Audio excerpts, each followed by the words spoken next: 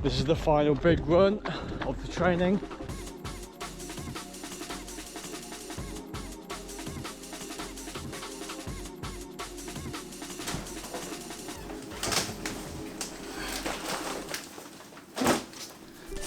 This video is going to be about what my marathon training diet is, how much it costs, why I get what I get, and how it helps towards the marathon goal. Okay.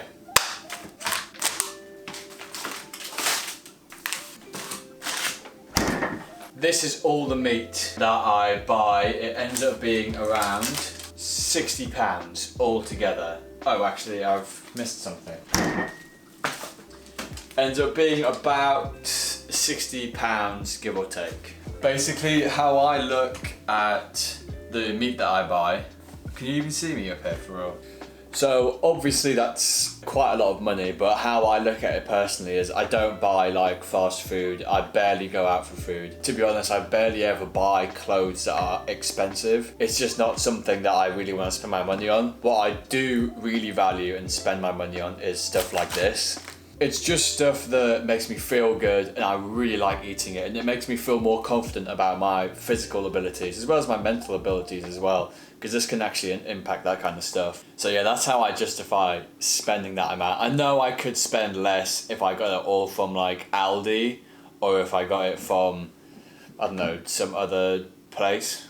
I like the fact that I can, so I will support my local butchers. I mean, these are from Waitrose, but there's not a local fishmonger around here. The vegetables and fruits that you will see is from my local grocer as well, which was about £4. It's not a lot of stuff. I think the things that are probably the most egregious that probably caught your eye first would probably been the chicken breasts. I actually just put ones back in the freezer, but I usually get 6, which makes up not the majority but an amount of the final bill. So I always get them chicken breasts because I like to have a chicken breast in the morning with 3 eggs, and I find that works really well for me because it's really high in protein but it's also low in carbohydrates. Sometimes when I have too many carbs, it can lessen my mental sharpness. I usually find it can make me a little bit tired because my body is taking a little more time to digest it. So I usually just have that in the morning, apart from when I'm doing a long run, then I'll have oats because my body's going to need the carbohydrates. I'm not going to run on no carbs in a long run.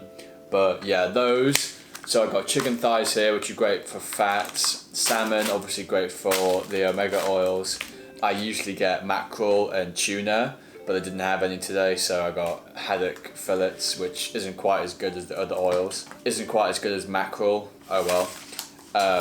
2 rump steaks. I always pretty much get rump because I find there's not really that much of a difference. Well, there is a difference, but it's not sizable enough for me to spend like almost double the amount. Rump steaks are really quite nice. Mince, obviously, that's what every bulking guy always talks about, is beef mince. And probably the one that people don't usually get, but it's so high in different nutrients and it's so good for you, is mussels. This was about £5, and this is like enough to feed me, my mum, and the day after me and my girlfriend. So it's like, it's actually really good value and it's really, really easy to do. It probably takes me like 10 minutes. Going over what everything cost, the mussels cost £5.50 for this bag.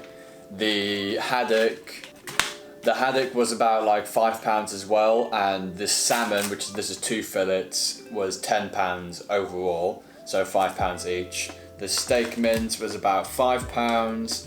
Both of these rump steaks were £7.75. The pork belly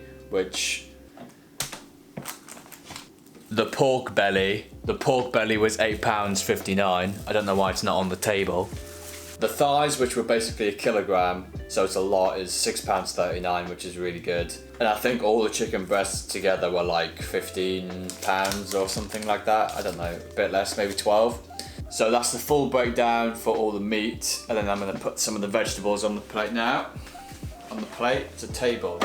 Come on. So you can probably see that there's less vegetables than there is meat, but this one and this will probably end up being like 4 meals. I have this to help cook my mussels, and this will probably last me 2 of these steaks. I'm actually trying to get some asparagus, but I can't seem to find any. I get my berries, which aren't here yet, at Sainsbury's, and I always get that whenever I can get it. I always buy my groceries on Fridays and I get my berries in on like the Saturday, just because at Sainsbury's I don't want to go down there, because I've already walked quite a lot actually in order to get this. So I get this, always wet garlic, because it's so much nicer usually.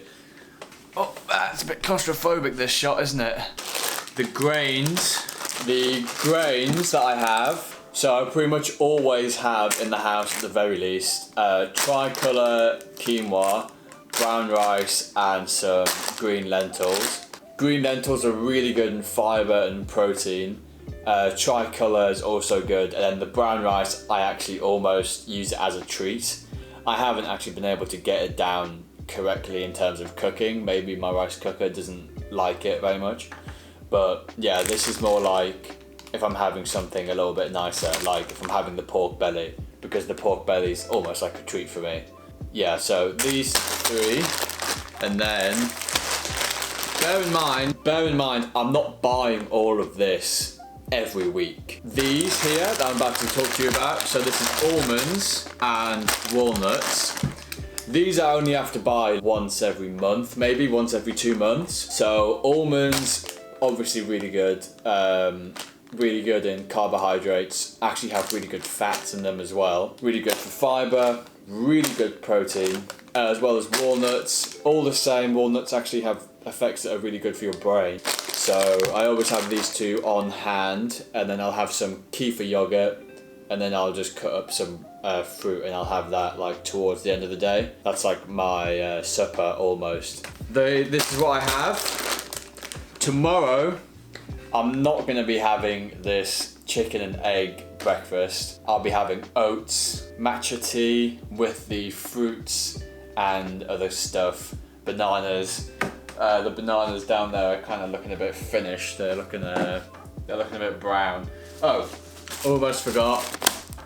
Big bag there. That's sunflower seeds and pumpkin seeds. Obviously really good for fats as well. Pumpkin seeds is really good for sexual health. And sunflower seeds have really good fats in them, and I think they have antioxidant properties. Alright, so with that, that's this part of the video done. It's on to the long run tomorrow. Right, see you then.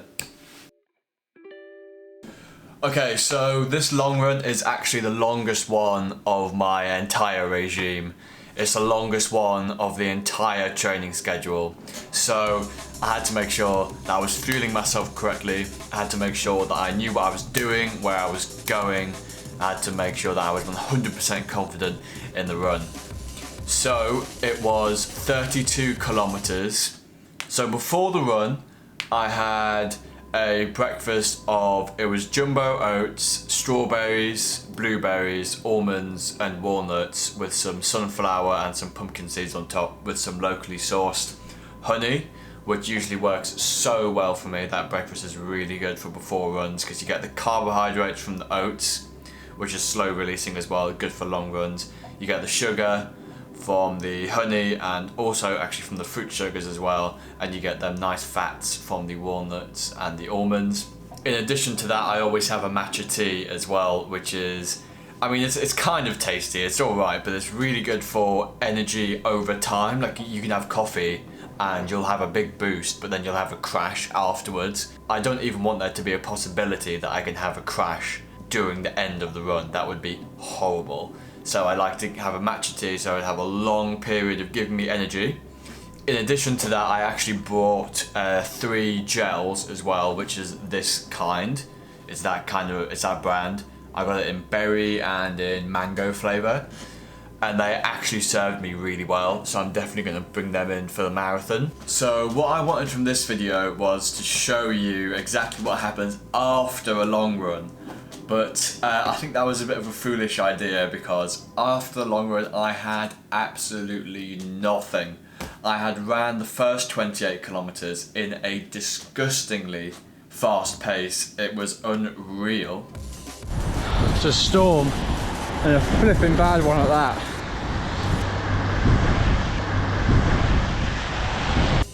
Like a phoenix from the ashes, The sun's back, feeling good.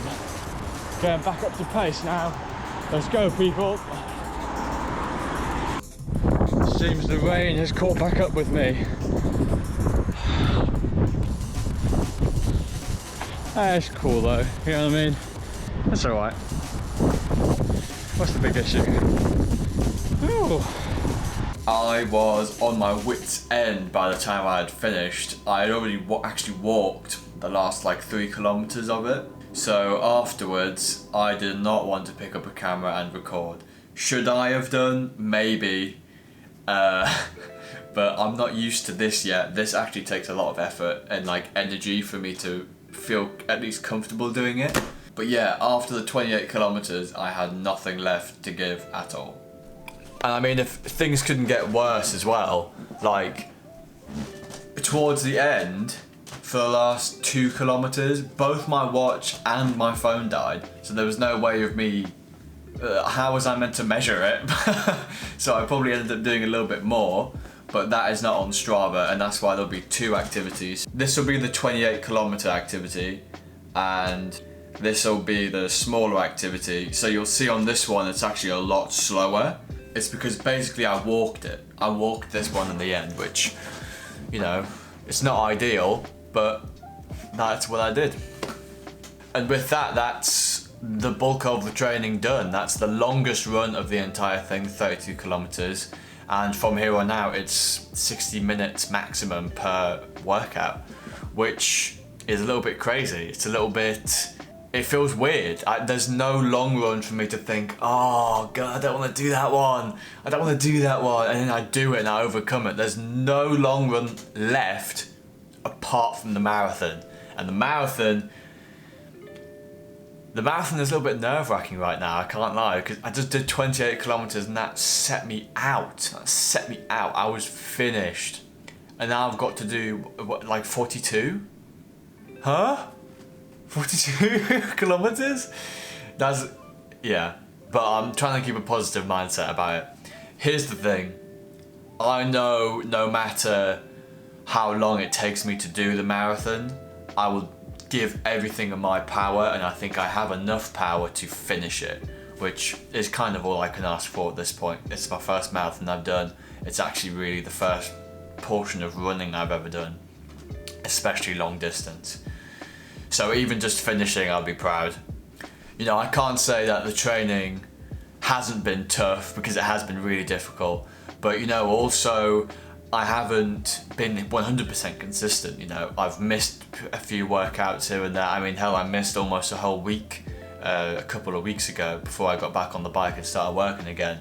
But I think one thing I've learned is if I was a perfectionist doing this time, I would have done so much worse, because just being consistent, getting back out there, doing what you need to do, even if last time you didn't do it, even if last time you felt bad, even if last time you were lacking confidence, just keeping going and being forgiving to yourself has really bared fruits in terms of all of the good things that has came from this training and all the progress I've made. Because, you know, I could have taken that week off, which wasn't intended. It wasn't like a week off, you know.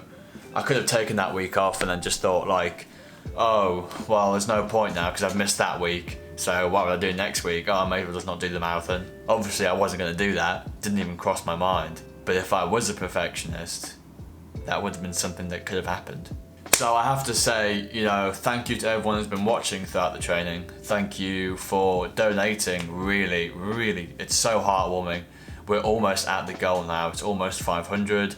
We're at around, I think it's 422 or something, which is so good. It's so great.